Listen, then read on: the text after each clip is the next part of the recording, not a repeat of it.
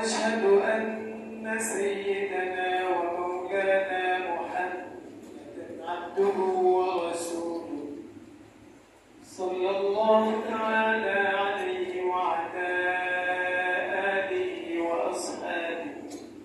وأصحابه وبارك وسلم تسليما كثيرا. أما بعد فأعوذ بالله من الشيطان الرجيم. بسم الله الرحمن الرحيم. والذين تبوأوا الدار والإيمان من قبلهم يحبون من هاجر إليهم ولا يجدون في صدورهم حاجة مما أوتوا ويؤثرون على أنفسهم ولو كان بهم خصاصة ومن يوق شح نفسه فأولئك هم المفلحون. صدق الله العظيم. معزز مسلمين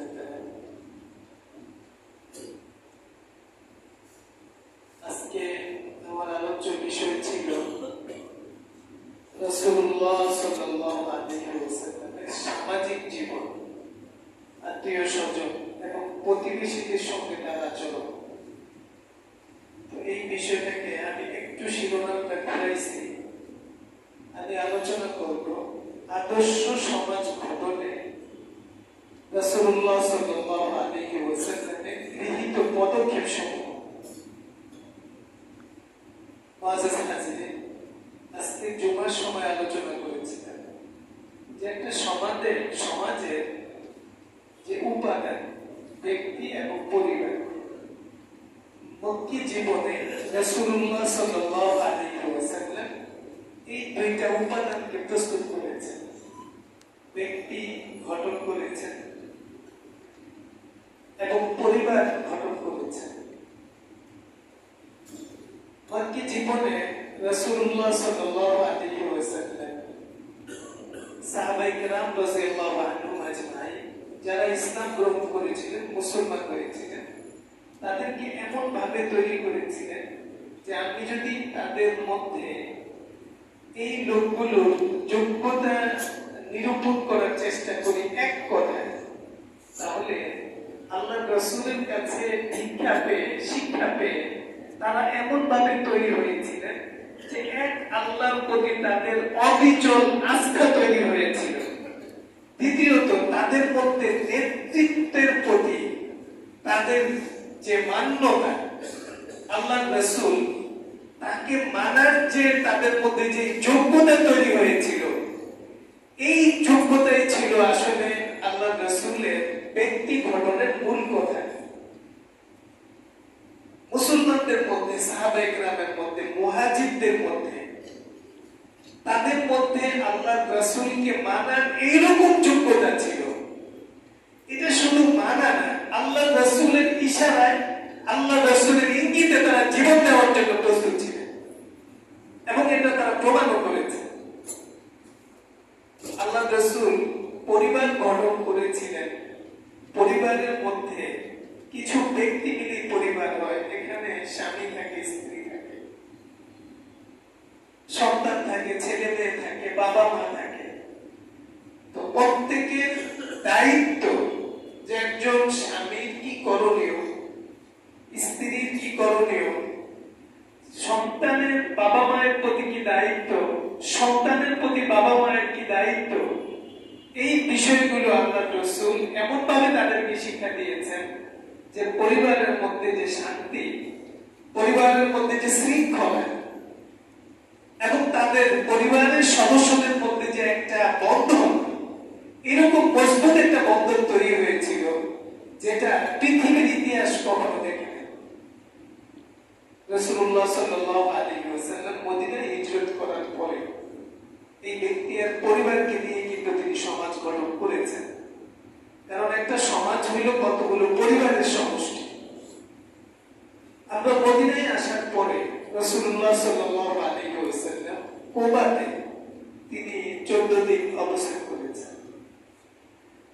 14 দিন অবস্থানের পরে তিনি যখন মদিনার শহরের দিকে অগ্রসর হয়েছিলেন, সেই দিনটা ছিল শুক্রবার। তো কুবা থেকে বের হওয়ার পরে কিছুদূর যাওয়ার পরে জুমার নামাজের সময় হয়েছে। তখন আল্লাহর রাসূল সেখানে জুমার নামাজ পড়লেন এবং ওই জায়গায় একটা মসজিদে, যেটা পরবর্তীতে মসজিদুল জুমা নামে যেটা পরিচিতি পেয়েছে, একটা জুমার মসজিদে আল্লাহর রাসূল জুমার নামাজ আদায় করেছেন এবং সেখানে একটা মসজিদ তৈরি হয়েছে। আল্লাহ রাসূল জুমার নামাজের পরে সেখান থেকে অগ্রসর হয়েছেন, মদিনাতে তাশরীফ এনেছেন।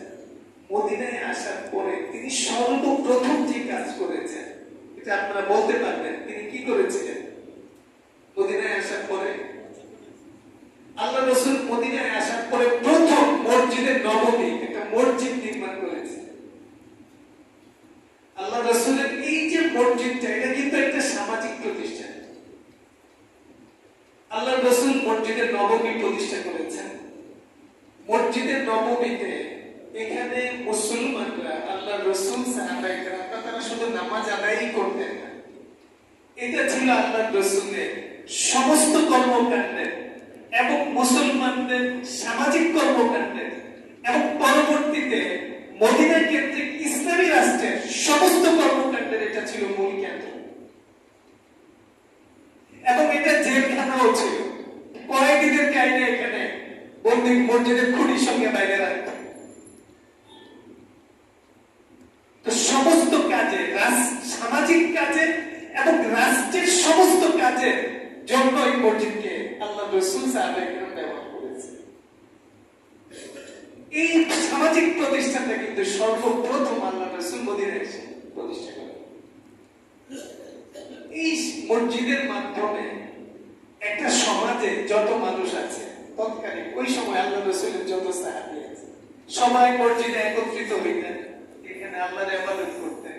আল্লাহ রাসূল তাদেরকে দ্বীন শিক্ষা দিতেন, সমাজ নিয়ে তারা চিন্তা ভাবনা করতেন, মুসলমানদের ঈমান কিভাবে বাড়ানো যায়, মুসলমানদের মধ্যে যে সমস্ত সমস্যা আছে সেগুলো কিভাবে দূর করা যায়, বহিঃশত্রুর আক্রমণ থেকে কিভাবে মুসলমানদেরকে মদিনাকে রক্ষা করা যায় এবং মুসলমানদের অভাব দারিদ্র কিভাবে মোচন করা যায়, সার্বিক বিষয়ে কিন্তু এই মসজিদে আলাপ আলোচনা পরামর্শ সবকিছু আল্লাহ রাসূল করতেন। এই মসজিদ সম্পর্কে কোরআনুল কারীমে আল্লাহ তাআলা বলছেন, লামাসজিদু উসসিসা আলা তাকওয়া মিন আউওয়ালি ইয়াউমিন আহাক্কু আন তাকুমা ফীহি। এটা তাফসীর কারকরা কুবার মসজিদ সম্পর্কে বলেছে, যে আয়াতটা কুবার মসজিদ সম্পর্কে অবতীর্ণ। মানে পাল্টা মুনাফিকরা মদিনায় কিছুদিন যাওয়ার পরে মুনাফিকরা একটা মসজিদ বানিয়েছিল, মসজিদে সেরা। সেটার আলোচনার প্রসঙ্গে সেই মসজিদ নির্মাণ করে আল্লাহ রাসূলকে তারা সেখানে নামাজ পড়ার জন্য দাওয়াত করেছিল মুনাফিকরা। আল্লাহ তাআলা নিষেধ করেছেন। সেই প্রসঙ্গে মসজিদের কুবার কথা উল্লেখ করেছেন। যেই মসজিদের ভিত্তিটা হয়েছে তাকওয়ার উপর, আল্লাহ তাআলার ইবাদতের জন্য, দ্বীন পালনের উদ্দেশ্যে, মুসলমানদের সার্বিক কল্যাণ চিন্তায় যে মসজিদ প্রতিষ্ঠা হয়েছে, আল্লাহ তাআলা আল্লাহর রাসূলকে বলছেন এখানে অবস্থান করা, এখানে নামাজ পড়া, এটাই আপনার জন্য অধিক সঙ্গত। যাই হোক, আল্লাহর রাসূল মদিনায় এসে প্রথম একটা সামাজিক প্রতিষ্ঠান মসজিদ করেছে। মুআজ্জাজ হাজিরিন, একটা সামাজিক ব্যবস্থা যতগুলো পরিবার থাকে, সমাজের পরিবারগুলোর মধ্যে একটা মিল, একটা মেলবন্ধন, একটা সম্পর্ক এটা সৃষ্টি করা, এটাও একটা গুরুত্বপূর্ণ বিষয়। রাসূলুল্লাহ সাল্লাল্লাহু আলাইহি ওয়াসাল্লাম মদিনায় এসে এই কাজটা করেছেন, যে আনসার এবং মুহাজির এই সাহাবীদের মধ্যে উখুওয়াত, ভ্রাতৃত্ব স্থাপন করেছেন। মক্কা থেকে যে মুহাজির সাহাবীরা এসেছিলেন, তারা তো তাদের ঘরবাড়ি, ধন সম্পদ, আত্মীয় স্বজন সবকিছু ফেলে তারা মদিনায় এসেছে। তো মদিনায় আসার পরে মদিনায় আনসার সাহাবী যারা মুসলমান ছিলেন, তাদের সঙ্গে যাদেরই একটু সামর্থ্য ছিল, আল্লাহ রাসূল একজন মুহাজিরকে ভাই বানিয়ে দিয়েছেন। এবং ওই আনসার সাহাবী যারা মুহাজির যাকে ভাই বানানো হয়েছিল আল্লাহ রাসূল ভাই বানিয়ে দিয়েছিলেন, যদি এরকম কেউ ব্যবসায়ী ছিলেন তারা ব্যবসাকে অর্ধেক করে অর্ধেক ব্যবসা মুহাজির ভাইকে সুপর্দ করার জন্য, কারো যদি দুইজন স্ত্রী ছিল একজন স্ত্রী মুহাজির ভাইকে সুপর্দ করার জন্য, মানে নিজে তালাক দিয়ে ওই স্ত্রীর সঙ্গে মুহাজির সাহাবীর বিবাহের জন্য তারা কিন্তু প্রস্তাব করেছিলেন, তারা তৈরি ছিলেন। এবং এই বিষয়টা এই সূরা হাশরের আয়াতে আল্লাহ তাআলা ইরশাদ করেছেন, ওয়াল্লাযীনা তাবাওয়াউ দারা ওয়াল ঈমানা মিন ক্বাবলি ইউহিব্বুনা মান হাজারা ইলাইহি। এই আয়াতের সম্পর্ক এর আগের আয়াতের সঙ্গে আছে। এখানে ইউহিব্বুনা মান হাজারা ইলাইহি, যারা মদিনার অধিবাসী মুমিন, তারা তাদের কাছে যারা হিজরত করে এসেছে তাদেরকে ভালোবাসে। আল্লাহ তাআলা বলছেন, আল্লাহ তাআলা কিন্তু বান্দার অন্তর দেখেন। আল্লাহ তাআলা বলছেন যারা হিজরত করে মদিনায় এসেছে, মদিনার অধিবাসী যারা, তারা তাদেরকে ভালোবাসে। ওয়ালা ইয়াজিদুনা ফি সুদুরিহিম হাজাতাম মিম্মা উতু। মুহাজিররা যেহেতু তারা ধন সম্পদ তাদের ছিল না, সবকিছু ফেলে এসেছিলেন, তো এই মুহাজিরদেরকে আল্লাহর রাসূল যদি কিছু দেন অর্থ সম্পদ, এই বিষয়ে ওই আনসার মদিনার সাহাবীরা তারা তাদের দিলে কোনো চাহিদা অনুভব করে না, মানে তা করে দিয়ে দিতেছে আমাদেরকে দেয় না, এই ধরনের কোন ভাব, এই ধরনের কোন মনোভাব তাদের ভিতরে তারা, আল্লাহ তাআলা বলছেন লা ইয়াজিদুন, তাদের মধ্যে এটা ছিল না। ওয়ায়ুসিরুনা আলা আনফুসিহিম, তারা নিজেদের উপরে তাদেরকে প্রাধান্য দেয়। ওয়াজাজ হাজিরিন, আল্লাহ তাআলার এই যে শব্দ, এটা দ্বারা বোঝা যায় আল্লাহর রাসূল মদিনায় যে সমাজ গঠন করেছিলেন, সেই সমাজের চিত্রটা কি ছিল, যে সমাজের প্রত্যেকটা মানুষ, বরং সেখানে যারা স্থানীয়, সবসময় বহিরাগতদেরকে একটা ভিন্ন দৃষ্টিতে দেখা হয়। আল্লাহ তাআলা বলছেন ওয়ায়ুসিরুনা আলা আনফুসিহিম, মদিনাবাসীরা তাদের নিজেদের উপরে তার মুহাজির ভাইদেরকে তারা প্রাধান্য দিত।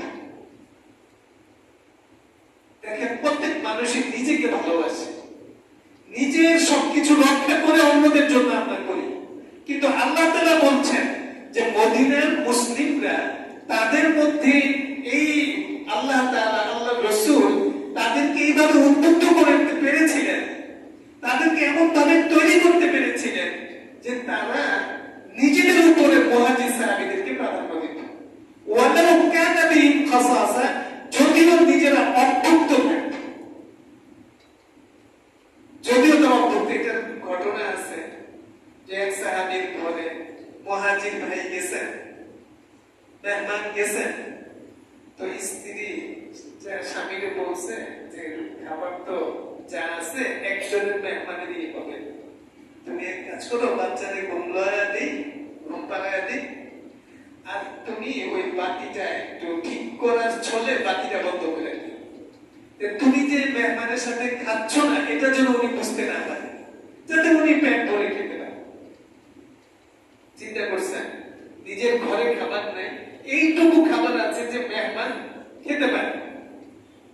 আল্লাহ তাআলা এর উপরে আয়াত অবতীর্ণ করেছেন, ইউসিরুনা আলা আনফুসিহিম ওয়ালাউ কানা বিহিম খাসাসা ওয়া মান ইউকা শুহা নাফসিহি ফাউলাইকা হুমুল মুফলিহুন।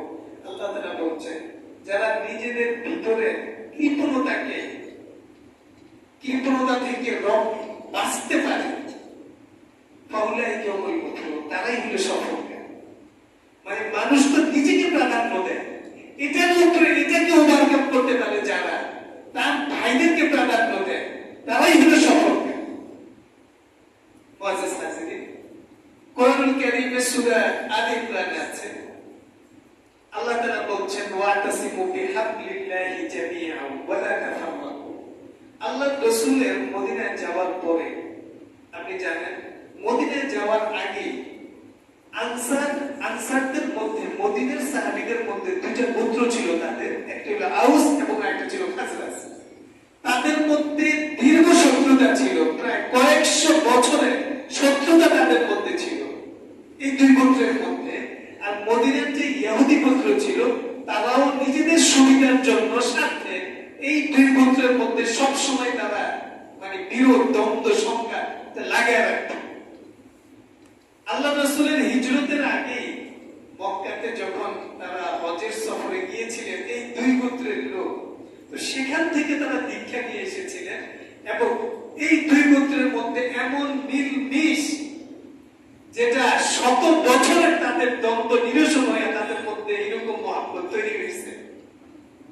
আল্লাহ তাআলা কোরআন শরীফে বলছেন ওয়াতাসিমু বিহাবলিল্লাহি জামিআন ওয়া লা তাফাররাকু, যে তোমরা আল্লাহর রজ্জুকে দৃঢ়ভাবে ধারণ করো। আল্লাহর বাণী, আল্লাহর রজ্জু মানে আল্লাহর দ্বীন, আল্লাহর বাণী, আল্লাহর কথা, আল্লাহর রাসূলের কথা দৃঢ়ভাবে তোমরা ধারণ করো। ওয়া লা তাফাররাকু, বিচ্ছিন্ন হবে না। ওই দড়ি রজ্জু মানে রশি, এই দড়ি ছাড়ো না। এই আয়াতের অর্থ যদি আমরা উপলব্ধি করি, আল্লাহ তাআলা কি বলছেন ওয়াতাসিমু বিহাবলিল্লাহ, এটা আল্লাহর দ্বীনকে, আল্লাহর দ্বীন ও শরীয়তকে, কোরআনের বাণীকে এটাকে যদি আমরা দড়ির সাথে তুলনা করা হয়েছে, এই দড়ি যদি আমরা ধরে থাকি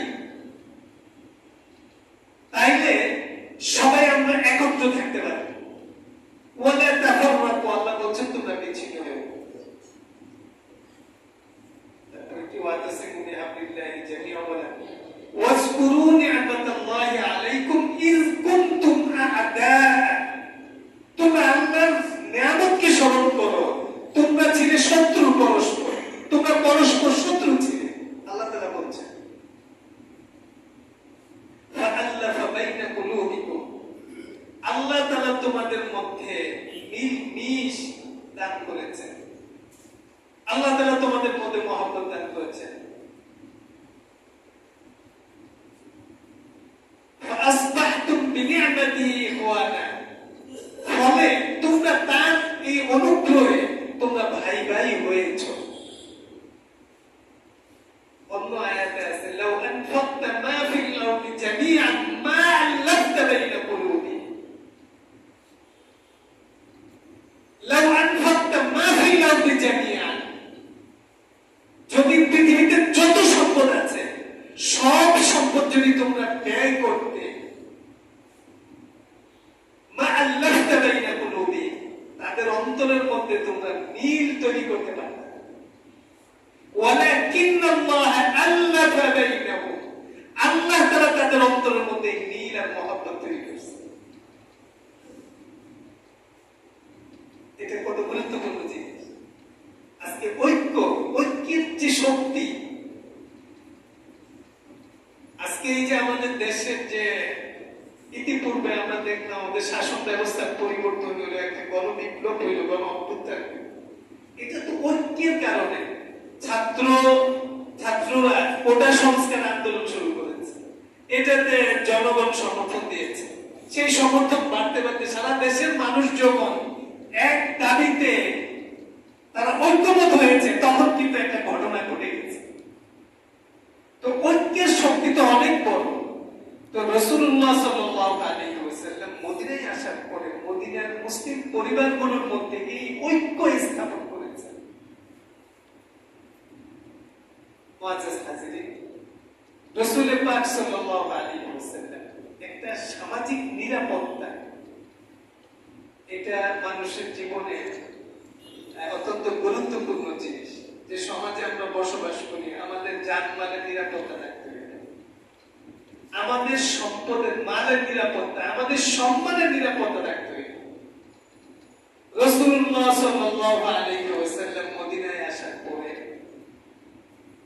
সাহাবায়ে কেরাম রাদিয়াল্লাহু আনহুদের মাঝে মদিনার সমাজে তিনি জানমালের নিরাপত্তা প্রতিষ্ঠা করেছেন, সম্মানের নিরাপত্তা এটা প্রতিষ্ঠা করেছেন। হাদিসে পাকে আছে, ইবনে মাজাহ শরীফের একদম প্রথম অধ্যায়ে এই হাদিস আছে যে আল্লাহর রাসূল তিনি বলেছেন তারাক্তুকুম আলাল বাইযা, তোমাদেরকে আমি এইরকম পরিচ্ছন্ন একটা সমাজে একটা পরিবেশে রেখে যাচ্ছি যে তোমাদের কেউ যদি ইয়ামেনের সানা থেকে, সানা হলো ইয়ামেনের রাজধানী, ইয়ামেনের সানা থেকে হাজারা মাউল কোন জাহিরা, জাহিরা মানে হইল রাতের বেলা একাকী যে মহিলা সফর করে তাকে বলে জাহিরা। কোন নারী রাতের বেলা একাকী যদি সে ইয়ামেনের সানা থেকে হাজারা মাউল 1000 কিলোমিটার দূরে সফর করে, তাহলে লা ইয়াখাফ লা তাখাফু লাওমাতা, সে লা তাখাফু ইল্লাল্লাহ, সে আল্লাহ ছাড়া কাউকে ভয় করবে। আওকামা ক্বালা আলাইহিস সালাতু ওয়াস সালাম। তো রাসূলুল্লাহ সাল্লাল্লাহু আলাইহি ওয়াসাল্লাম জানমালের নিরাপত্তা, আপনি দেখেন মদিনার জিন্দেগিতে যদি খোঁজ করা হয় পুরো আল্লাহ রাসূলের 10 বছরে কয়টা মার্ডারের ঘটনা আছে, আপনি পুরো হাদিস ঘাটেন, এখানে মার্ডারের ঘটনা একটা ঘটনা আমরা পাই। মানে একটা হলো যুদ্ধ সংঘাতে ভিন্ন কোন শত্রু পুত্রতার আক্রান্ত, সেটা ভিন্ন জিনিস। একটা ঘটনা আমরা পাই, সেই ঘটনাটাও এটা খায়বর যুদ্ধের পরে ইহুদিদের দ্বারা সেই ঘটনাটা ঘটছে।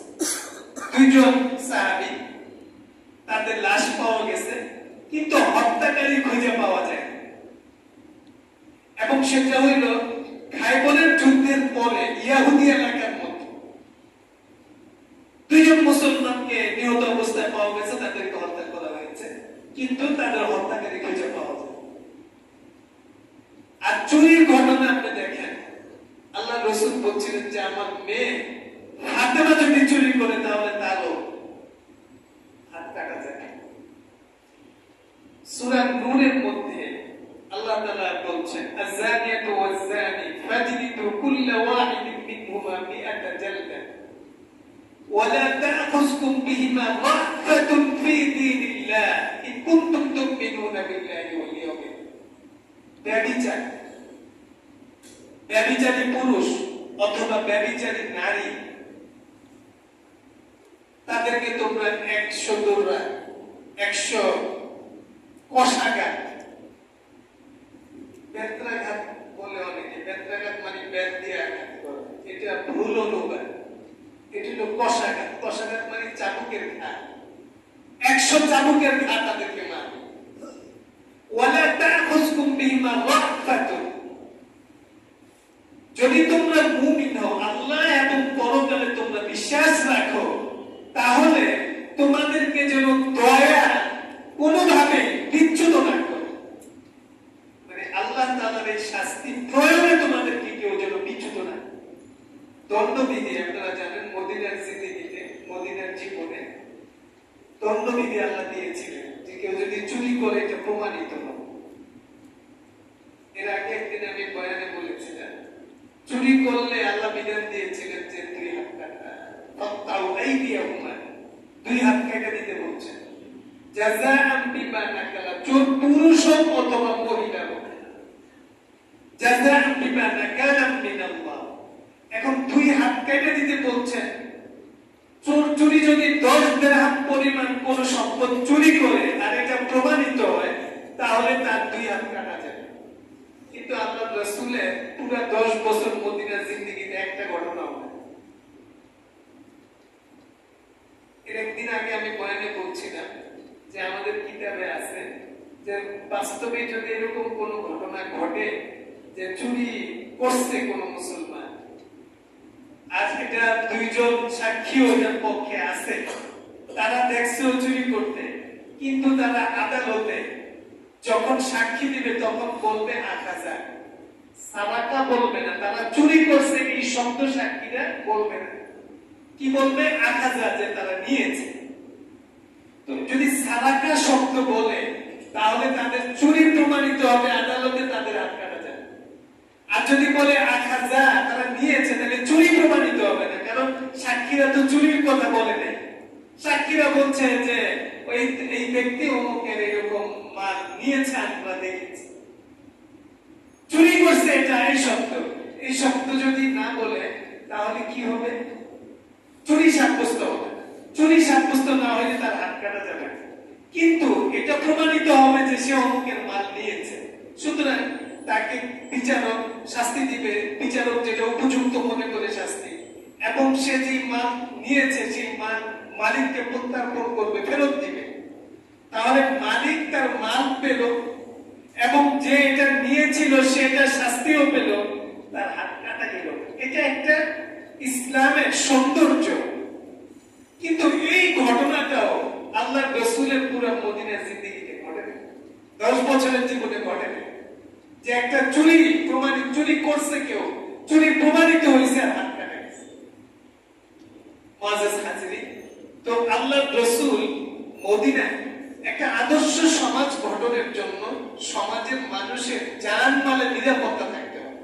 তো মদিনার 10 বছরের এটা আপনার আল্লাহ রাসূলের এই সময় এটা প্রমাণ। পরবর্তীতে আমাদের খোলাফায়ে রাশিদিনের যুগও এটা প্রমাণ করে যে আল্লাহ রাসূল কত চমৎকার একটা সমাজ তিনি গড়েছিলেন এবং রেখে গিয়েছিলেন। পৃথিবীর কোন সমাজ এটা কিন্তু এর কোন উদাহরণ পৃথিবীর কোন সমাজ দেখে না। পৃথিবীতে আজকে যত উন্নত রাষ্ট্রই হোক, এই যে আমি শুনেছি যারা আপনারা জানেন উন্নত বিশ্ব সম্পর্কে, পশ্চিমা দেশগুলো সম্পর্কে, ওই সমস্ত দেশে বিদ্যুৎ যায় না, কিন্তু একবার যদি বিদ্যুৎ যায় 10 মিনিটের জন্য অনেক লুণ্ঠরাজ চুরি এর মধ্যে অনেক কিছু হয়ে গেছে, খুন খারাপি মারা সহ অনেক কিছু হয়ে গেছে, অনেক নারী ধর্ষিত হয়েছে। তাহলে এটা তো উন্নতির কোন উদাহরণ না, বরং এটাই উদাহরণ যেখানে একজন নারী সে সানা থেকে ইয়েমেন পর্যন্ত, সানা থেকে হাজারাবাদ পর্যন্ত 1000 কিলোমিটার সে সফর করছে রাতের বেলা, কিন্তু তার দিকে কেউ চোখ তুলে তাকাচ্ছে না, তার কোনো ভয় নেই। মানুষ দেখেন আমাদের এই দেশে মুসলিম সমাজে যারা এখানে অনেক মুরব্বীরা আছেন, আমরা ছোটবেলায় আমরাও দেখেছি যে মানুষ দরজা খুলে ঘুমাইতো রাতের বেলা। এটা আপনারা দেখেন নাই? দরজা খুলে, গ্রামে দরজা খুলে মানুষ রাতে ঘুমাইতো, ছোট নাই, এলাকা ভালো, সমাজ ভালো। তো রাসূল করিম সাল্লাল্লাহু আলাইহি ওয়াসাল্লাম মানুষের জানমালের নিরাপত্তা এটা দিয়েছিলেন। মুআজ্জাজ হাজিরিন, আত্মীয় স্বজনের অধিকার প্রতিষ্ঠা করেছিলেন এবং প্রদান করেছেন। কোরআন শরীফে অনেক জায়গায় এই কথা আছে আত্মীয় স্বজনের হক সম্পর্কে। ওয়াতু হাক্কাহু ইয়াওমা হাসাদি,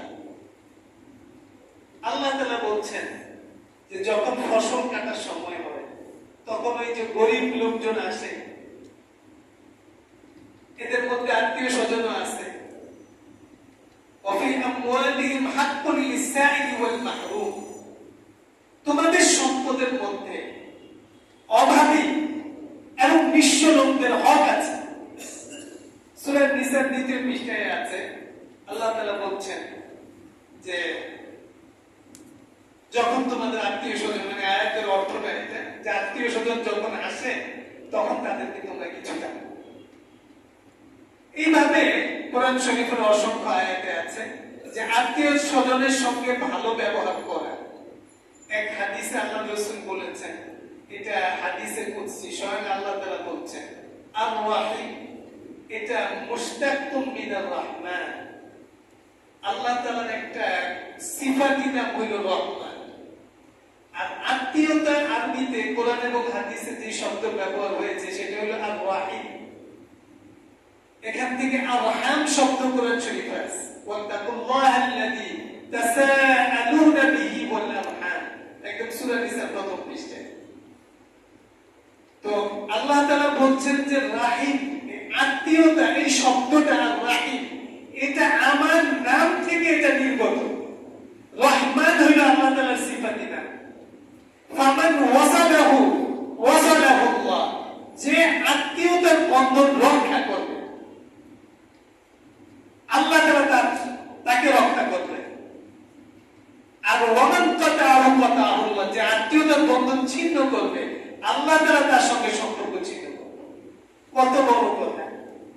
রাসূল করিম সাল্লাল্লাহু আলাইহি ওয়াসাল্লাম তার জিন্দেগিতে তার যে আত্মীয় স্বজন ছিল, তার ছেলে মেয়ে ছিলেন, তার জামাই মেয়ে জামাইরা ছিলেন, শ্বশুরালয় ছিল, আল্লাহ রাসূলের ফুফুরা ছিলেন, চাচারা ছিলেন, বিভিন্ন আত্মীয় স্বজন ছিলেন, তাদের সঙ্গে আল্লাহ রাসূলের যে ব্যবহার, এটার মাধ্যমে আল্লাহ রাসূল আত্মীয়দের সঙ্গে কিভাবে আচরণ করতে হবে, তাদের সঙ্গে সদাচার কিভাবে করবে, এটা আল্লাহ রাসূল প্রতিষ্ঠা করেছিলেন।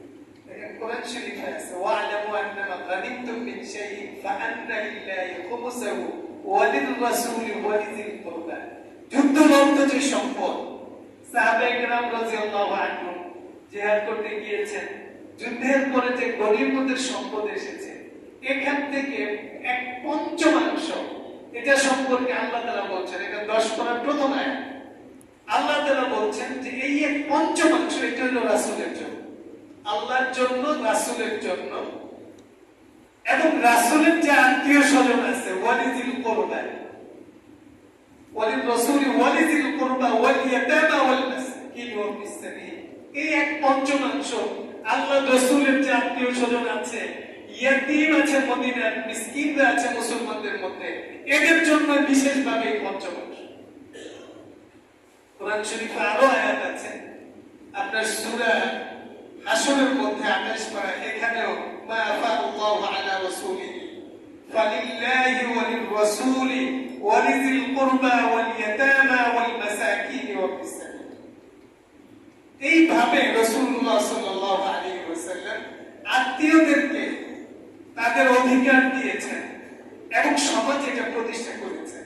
প্রতিবেশীদের সম্পর্কে আপনারা জানেন, আল্লাহ রাসূল বলেছেন তোমরা যখন তরকারি রান্না করো, গোশত যখন তোমরা রান্না করো, তো ঝোলটা হইলে লাগাই। যদি তোমার প্রতিবেশীকে তুমি তরকারি দিতে না পারো, অন্তত ঝোলটাও দেয়। এতে প্রতিবেশী দুঃখে কষ্টে তার বিভিন্ন কাজে সহযোগিতা দাঁড়ানোর